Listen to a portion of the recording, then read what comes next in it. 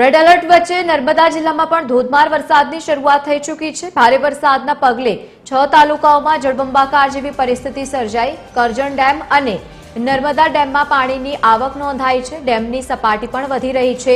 સપાટી વધતા તંત્રની નજર પણ છે, તો બીજી તરફ કરજણ નદીના કાંઠાના 6 જેટલા ગામોને એલર્ટ કરાયા છે। ભરૂચ, નર્મદા અને વડોદરાના 20 જેટલા ગામોને સુરક્ષિત રહેવા માટેની સૂચના આપવામાં આવી છે।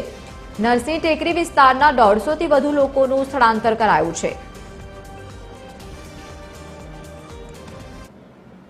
રાજપીપળામાં 31મી જુલાઈએ ભારે વરસાદની આગાહી હોવાને કારણે વહેલી સવારથી ધોધમાર વરસાદ વરસી રહ્યો છે। તમે જોઈ શકો છો કે આજે રાજપીપળા પંથકમાં ચારે બાજુ ધોધમાર વરસાદ વરસી રહ્યો છે। વહેલી સવારથી ખાસ કરીને નીચાણવાળા વિસ્તારોમાં સ્ટેશન રોડ અને કુંભારવાડ વિસ્તારમાં પાણી ભરાયા છે અને આજે વાહન વ્યવહારો પણ મુશ્કેલીમાં મુકાયા છે। કરજણ ડેમમાં પણ પાણી છોડવામાં આવનાર છે, જેને કારણે કરજણ નદીની અંદર પણ ભારે પાણી વહેનાર છે અને 6 ગામોને એલર્ટ કરી દેવામાં આવ્યા છે। તમે અત્યારે જોઈ શકો છો કે રાજપીપળામાં વહેલી સવારથી મુશળધાર વરસાદ વરસી રહ્યો છે। ગરુડેશ્વરના નદી નાળા પણ છલકાઈ ગયા છે। નર્મદા ડેમ અને કરજણ ડેમની સ્થિતિ ઉપર પણ વોચ રાખવામાં આવી રહ્યો છે। દીપક Jagtap, TV13 Gujarati, હકથી Gujarati, Rajpipla.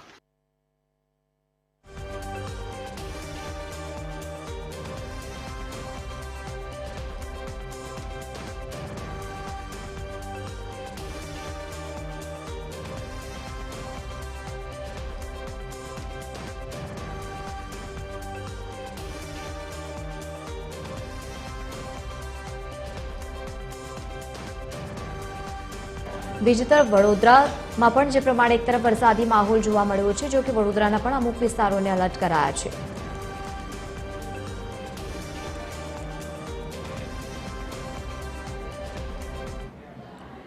Red alert વચ્ચે નર્મદા જિલ્લામાં ભારે વરસાદી માહોલ જામ્યો છે। નર્મદાના ગ્રામ્ય વિસ્તારોમાં પણ વરસાદે દેખા દીધી છે। ફરી એકવાર વરસાદી પાણી વહેતા થયા છે। મહત્વનું છે કે એક તરફ વરસાદી માહોલ જામતાની સાથે જ લોકો માટે રસ્તો બંધ થયો છે। પુલ પરથી પાણી ફરી વળતા આજુબાજુના ગામડાઓનો સંપર્ક તૂટી ગયો છે। કેવડિયા અને તણખલા રોડ પરનો બ્રિજ પણ ધોવાઈ ગયો હોય તે પ્રમાણેની માહિતી સામે આવી છે। નદીઓ બે કાંઠે વહેતી થઈ છે। નર્મદામાં પાણીની ભરપૂર આવક નોંધાઈ છે। નર્મદામાં વરસાદની પરિસ્થિતિ જે પ્રમાણે જોવા મળી રહી છે, નદીઓમાં પૂર જેવી પરિસ્થિતિ છે। ગરુડેશ્વર તાલુકામાં પણ જળબંબાકાર જેવી પરિસ્થિતિનું નિર્માણ થયું છે। ચીચડિયા બોર ઉતાર ગામમાં પણ પાણી ભરાઈ ગયા છે।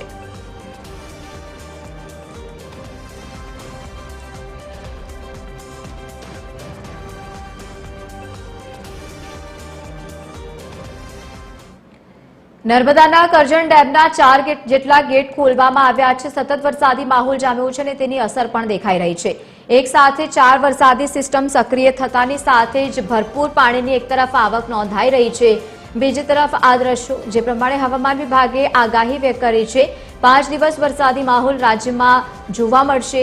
મોટાભાગના વિસ્તારોમાં જે પ્રમાણે વરસાદની શરૂઆત થઈ ચૂકી છે। નર્મદાના કરજણ ડેમના 4 જેટલા ગેટ ખોલવામાં આવ્યા છે।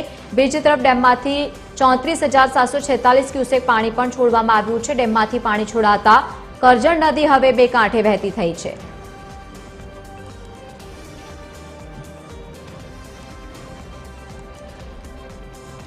તો ઉપરવાસમાંથી પાણીની આવક થતા આ નિર્ણય લેવામાં આવ્યો છે। એક તરફ પાણી છોડવામાં આવ્યું છે। નર્મદાના કરજણ ડેમના 4 જેટલા ગેટ પણ ખોલવામાં આવ્યા છે અને બીજી તરફ નીચાણવાળા વિસ્તારોને એલર્ટ કરાયા છે।